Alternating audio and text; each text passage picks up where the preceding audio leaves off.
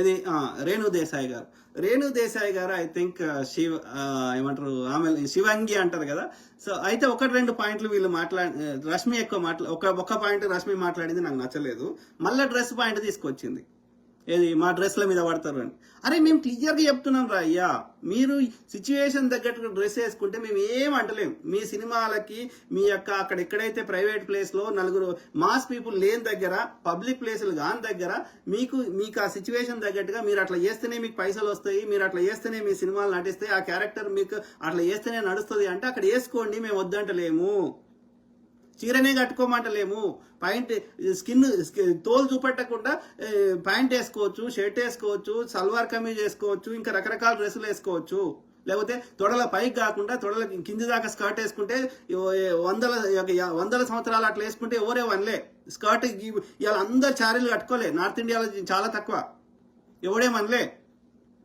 కాబట్టి మేము ఏమంటున్నాం, సిచ్యువేషన్ తగ్గట్టుగా బట్టలు ఇప్పాల్సిన దగ్గర ఇప్పండి రా అంటున్నాం తప్ప ఆ యొక్క మాస్ పీపుల్ ఉన్న దగ్గర పబ్లిక్ ప్లేస్లలో ఆ అటెన్షన్ డిస్ట్రాక్ట్ చేసే విధంగా, పోయిన పర్పస్ని భంగం చేసే విధంగా గుళ్ళకి కానీ, మసీదులకు కానీ, చర్చిలకు కానీ, లేకపోతే ఐటీ ఆఫీసులకు కానీ, ఎక్కడే ఇప్పుడు స్పోర్ట్స్ ఉన్నది అట్లా డ్రెస్ వేసుకుంటే ఆమె గురికొస్తుంది కాబట్టి వేసుకోమని మేము వద్దంటున్నామా? సిచ్యువేషన్ తగ్గట్టుగా ఆడైనా మగైనా డ్రెస్ వేసుకోమంటే అది నేరం అయిపోయిందంట, అది నేషనల్ ఇష్యూ అయిపోయింది ఇవాళ. సో ఆలోచించారు, అదొక పాయింట్ నచ్చలే. ఓకే, ఇంకోటి ఇక రేణు దేశాయ్ గారు మాట్లాడిన మిగతా పాయింట్స్ మాట్లాడతా. అంతకుముందు ఆమె మాట్లాడిన దానిలో ఏది మగవాళ్ళు రేపిస్టులు, రేపులు చేస్తారు, వాళ్ళని చంపాలంటే అంటే మగవాళ్ళు మాత్రమే నేరాలు చేస్తుర్రా? ఇది వెరీ అన్ఫార్చునేట్. ఎట్లా చిత్రీకరిస్తున్నారు అంటే జెండర్ డిస్క్రిమినేషన్, మగవాళ్ళందరూ దుర్మార్గులు, ఓన్లీ ఆడవాళ్ళు మాత్రమే మంచోళ్ళు అని క్రియేట్ చేస్తున్నారు. ఆడవాళ్ళు చేస్తున్న నేరాలు లేవా మిత్రులారా? లేవా? మగవాళ్ళని చంపుతున్న నేరాలు లేవా? కనబడకుండా ఏర్పడకుండా అవి ఇన్వెస్టిగేషన్లు చేస్తే చాలా దొరుకుతున్నాయి, ఇంకా దొరుకుతాయి కూడా. చేస్తలేరా? ఎమోషనల్ అబ్యూజ్ చేస్తలేరా? నీకు ఏది నచ్చకపోతే నీకు బాధపడతావో అదే కావాలని పదే మాట్లాడటం లేరా? ఫైనాన్షియల్ అబ్యూజ్ చేస్తూ లేరా? ఈవెన్ ఈ మధ్యకాలంలో ఫిజికల్ అబ్యూజ్ కూడా చాలా చేస్తున్నారు. చేస్తలేరా? ఎన్ని కేసులు ఇంటలే ఆడలు మొగుళ్ళని చంపుతున్నాయి, ప్రియులను చంపుతున్నాయి, ఎన్ని బయట అఫైర్లు పెట్టుకుంటున్నాయి. మగవాడే మాత్రమే చేస్తున్నాడా? అరే దానికి కులము, నేరం చేయడానికి కులము, మతము, జెండర్ ఎందుకు వస్తుంది? అది వాడి పెంపకము, వాడి యొక్క స్వార్థ ప్రయోజనము. అది ఆడైనా మగైనా చేస్తున్నారు. కాబట్టి మగవాళ్ళు మాత్రమే దుర్మార్గులు అని చెప్తా అంటే వాడేమో రేపు అంటున్నావు. నువ్వే నీ ఇష్టంతో 100 మందితో తిరిగితే దాన్ని ఏమంటారు? దాని ఇష్టం అవుతుందా? వాడు రేపు చేసినా నీకు ఇష్టం లేకుండా చేస్తే అదే అవుతుంది. మొగని పెళ్లి చేసుకునేటప్పుడే నువ్వు అగ్రిమెంట్ చేసుకున్నావు, వీనితోటి నేను 24 గంటలు ఉంటా, 7 సుట్లు తిరిగి వీడు నేను ఒక అన్ని సెక్స్తో సహా అన్ని కార్యక్రమాలు, పూజ చేసినా సెక్స్ చేసినా అన్ని కలిసి చేస్తామని ఆ యొక్క అగ్ని సాక్షిగా ప్రమాణం చేసి మళ్ళీ మొగడు రేపు చేసిండు అంటే నేను ఎవరికి చెప్పాలి సమాధానం? అంటే దీని ఏం అర్థమైంది? నీకు కావాలన్నప్పుడు నీకు 10 మందితోటి తిరిగితేనేమో అది రేపు కాదు, కానీ మొగడికి నువ్వు అగ్రిమెంట్ ప్రకారం పెళ్లి చేసుకొని వానికి కావాలని దూరం పెట్టుకుంటా వాడిని దూరం పెడితే అది కరెక్ట్. లేరా ఇట్లాంటి ఆడవాళ్ళు? మళ్ళీ వాడు బయట వేరే వాళ్ళతో తిరిగితే, నువ్వు దగ్గర రానిస్తలేని బయట తిరిగితే మళ్ళీ నువ్వే వచ్చి మళ్ళీ వాడిని తిడతావు, కంప్లైంట్ చేస్తావు. లేరా ఇట్లాంటి దుర్మార్గ స్త్రీలు?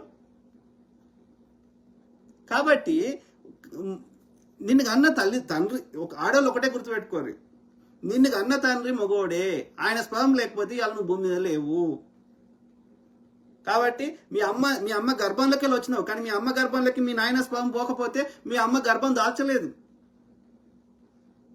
అర్థమైందా? మీ అమ్మ గర్భంలోకి బయటకు తీస్తే సరిపోదు. నిన్ను పెద్దగా కావాలంటే నీకు కావాల్సిన డే టు డే ఖర్చులన్నీ మీ నాయనే ఖర్చు పెట్టిండు, నీ చదువుకి పైసలు ఇచ్చిండు, నిన్ను హాస్పిటల్ బిల్లులు కట్టిండు. కాబట్టి తల్లి ఎంత ఇంపార్టెంటో తండ్రి కూడా అంతే ఇంపార్టెంటు. కాబట్టి మగవాడు అంటే దుర్మార్గుడు, చెడ్డోడు అంటే నీ తండ్రిని తిట్టండి. అర్థమైందా? మగవాళ్ళని ద్వేషించేటాలు ఫస్ట్ మీ నాయనని తిట్టండి. మీ నాయన లేకపోతే భూమి మీదకి వచ్చేటోళ్ళేమో ఆలోచించండి, అంతే సింపుల్. ఈ వన్ సైడ్ ఇది వ్యవహారం కలదు. అందుకే అంటున్నా, ఈ ఉమెన్ కమిషన్ ఎత్తేయాలి. ఏమవసరం రా? హ్యూమన్ రైట్స్ కమిషన్ ఉంటే సరిపోతుంది. హ్యూమన్ అంటే అలా ఆడొస్తారు, మగొస్తారు, మళ్ళీ సపరేట్గా ఉమెన్ కమిషన్ ఎందుకు? అంటే ఉమెన్ ఏం తప్పు చేసినా రైట్ చేసినా ఉమెన్కి మద్దతు బ్లైండ్గా మద్దతు ఇవ్వడానికే కదా హ్యూమన్ రైట్. మరి అప్పుడు హ్యూమన్ రైట్స్ ఎందుకు? కాబట్టి ఉమెన్ కమిషన్ ఎత్తేయాల్సిందే. ఓకే. సో ఆ క్రమంలో రేణు దేశాయ్ గారు ఆమె ఆవేశంలైనా, బాధలైనా, కోపంలైనా, కుక్కలు చంపుతారనే ఆవేదనలైనా చాలా పబ్లిక్ ఇష్యూస్ కూడా మాట్లాడింది. ఓకే. ఇది చారిటీ కానీ, డొనేషన్స్ కానీ, లేకపోతే సేవ కానీ, అనాథాశ్రమాలు కానీ, వీటితో పాటు రెండు కీలకమైన ఏమంటారు ఈ బత్తాయిలకి కోపం వచ్చేటి టాపిక్స్ కూడా మాట్లాడింది. ఏది గంగా నది అంటారు, గంగా నదుల్ని ఉచ్చబోస్తారు, గంగా నదుల్ని అపవిత్రం చేస్తారు, గంగా నదుల్ని అనేక పువ్వులు వేస్తారు, అంతా దాన్ని దుర్గంధం చేసి పెడతారు ముండకొడుకులని తిట్టింది. వాస్తవమే కదా. మరి గంగా నది ప్రక్షాళన కింద ఫస్ట్ ఎలక్షన్స్ అప్పుడు గెలిచినాక 2014లో సాష్టాంగ నమస్కారం చేసిండు గంగా నది ప్రక్షాళన చేస్తా అని. నిధులు విడుదల చేస్తారు కానీ ప్రక్షాళన లేదు, మన్ను లేదు, మశానం లేదు.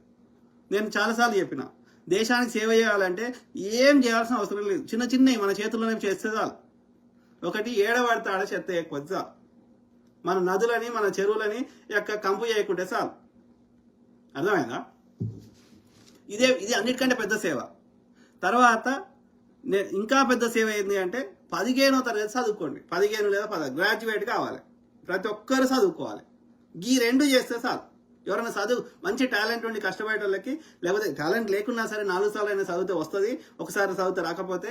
కాబట్టి కంపల్సరీగా 15వ తరగతి ఎవరైనా చదువుకుంటా అంటే వాళ్ళని ఎంకరేజ్ చేయాల్సింది అదొకటి చేయాలి. అది పెద్ద సేవ. తర్వాత ఇంకో పెద్ద సేవ ఏంటి అంటే ఏడబడతాడ చెత్త వేయద్దు. ఏ చెత్త ఉన్నా ప్లాస్టిక్ కాగితం తీసుకోవాలి, అలా పెట్టుకోవాలి, మళ్ళీ ఇంటికి తీసుకొచ్చి ఆ చెత్త డబ్బాలో వారేయాలి.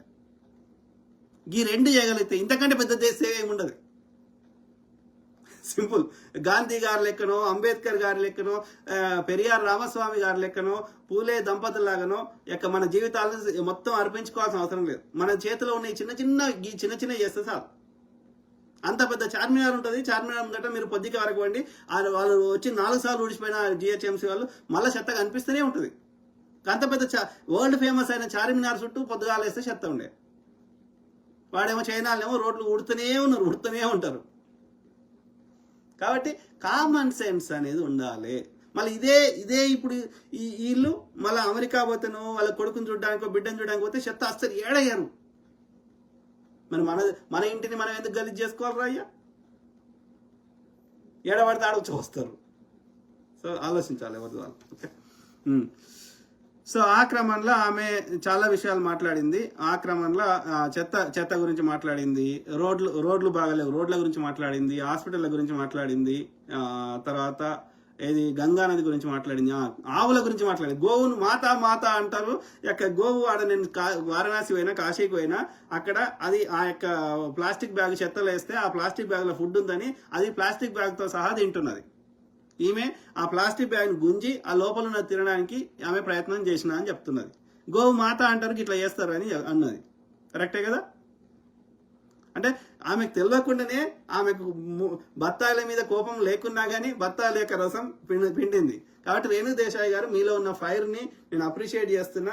దయచేసి మీరు రండి. అది irrespective of political party, irrespective of అది రాష్ట్ర ప్రభుత్వం కానీ కేంద్ర ప్రభుత్వం కానీ పబ్లిక్ ఇష్యూస్ మీద మాట్లాడండి. మీలాంటి వాళ్ళు మాట్లాడితే ఇంకా ఎక్కువ జనాలని అవేర్నెస్ చేసిన వాళ్ళు అవుతారు. ప్రభుత్వాలు కూడా ఎక్కువ చర్యలు తీసుకునే అవకాశం ఉంటుంది. కాబట్టి మీకు ఇంతో అంత పబ్లిక్లో ఏమంటారు ఒక ఇమేజ్ ఉంది, లేకపోతే ఒక సెలబ్రిటీ స్టేటస్ ఉంది, 10 మంది గుర్తుపడతారు. కాబట్టి 10 మంది మీరు చెప్తే వినే అవకాశం ఉంది. కాబట్టి మీలాంటి వాళ్ళు కుక్కల గురించే కాకుండా రష్మి గారు అయినా సరే, ఇంకా ఎవరైనా సెలబ్రిటీస్ అయినా సరే, మీకున్న ఆ యొక్క సెలబ్రిటీ స్టేటస్ని ప్రజా సమస్యల గురించి వాడితే మీరు చరిత్రలో నిలిచిపోతారు. ప్రజలు వాళ్ళ హృదయాల్లో మిమ్మల్ని పెట్టుకుంటారు. ఓకే. చచ్చిపోయేటప్పుడు ఎవడేం తీసుకోవడు. సింపుల్. ఓకే. ఈ సంపద, ఈ రిసోర్సెస్ ప్రకృతి అందరి కోసం సృష్టించినాయి. కొందరి కోసమే దాచిపెట్టుకుంటామంటే అది నడవదు అట్లా. కాబట్టి మీరు ఏ కారణం చేత బయటకు వచ్చినా ఆన్ రెగ్యులర్ బేసిస్ మీరు ప్రజా సమస్యల మీద మాట్లాడితే ఓకే ప్రకృతి మిమ్మల్ని చల్లగా చూస్తుంది, ఆశీర్వదిస్తుంది. ఇద్దరికి చెప్తున్నా, రష్మి గౌతమ్ గారికి చెప్తున్నా, అట్లనే రేణు దేశాయ్ గారికి చెప్తున్నా. ఇంకెవరన్నా వీళ్ళలాగా పబ్లిక్లో వచ్చి మాట్లాడడానికి ధైర్యం చేసి మాట్లాడితే వాళ్ళకు కూడా సంపూర్ణ మద్దతు ఇవ్వడం జరుగుతుంది, ఇష్యూ బేస్డ్గా, irrespective of political parties, irrespective of religious ideology. Simple. So అట్లా చాలా విషయాలు మాట్లాడింది. సో అందువల్ల ఆమెకి నేను అప్రిషియేట్ చేస్తున్నా.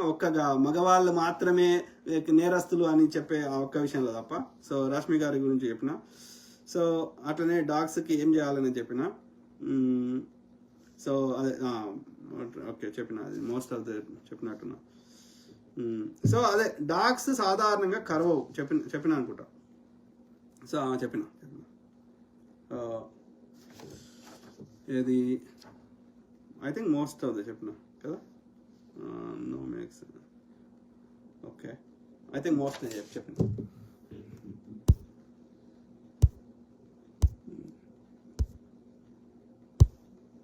అదే మనోళ్ళకి వచ్చిన బాధ ఏంటంటే ఈ డాగ్స్ అంటే ఇక వాటికి మన పైసలు వేస్ట్, ఇది ఏం వేస్ట్ కావు. అవి కూడా మన లోపల ఒక భాగమే. అర్థమైందా? ఒక 4 కుక్కలు పెంచుకొని చూడండి, అప్పుడు తెలుస్తుంది అది వేస్టా కాదా అనేది పూర్తిగా అర్థమవుతుంది. ఆ ఎమోషన్, ఆ బాండింగ్, ఆ లవ్, ఆ అఫెక్షన్ అది పైసలతోటి కొలవలేదు అన్నట్టు. ఓకే, అర్థమైంది. ఇక మీరు ఒకసారి అలవాటైతే డాగ్ని 1 నిమిషం కూడా వదిలి ఒక రోజు ఉండలేరు మీరు. ఓకే, సో ఆ అన్కండిషనల్ లవ్ అనేది అది మనుషుల దగ్గర రాదు అది. ఓకే, సో అది మిత్రులారా. సో ఐ కీప్ టాకింగ్, మాట్లాడుతూనే ఉంటా. ప్రతి అంశం మీద అవగాహన చేస్తా, అట్లనే మీ తరఫున వాయిస్ ఇస్తా. So I will come up with more interesting topics and more current affairs. Okay, topics. Okay, అందరు బాగుండాలి, అందులో మనం ఉండాలి. సో ప్రకృతి అందరినీ చల్లగా చూడుగాక. ఓకే.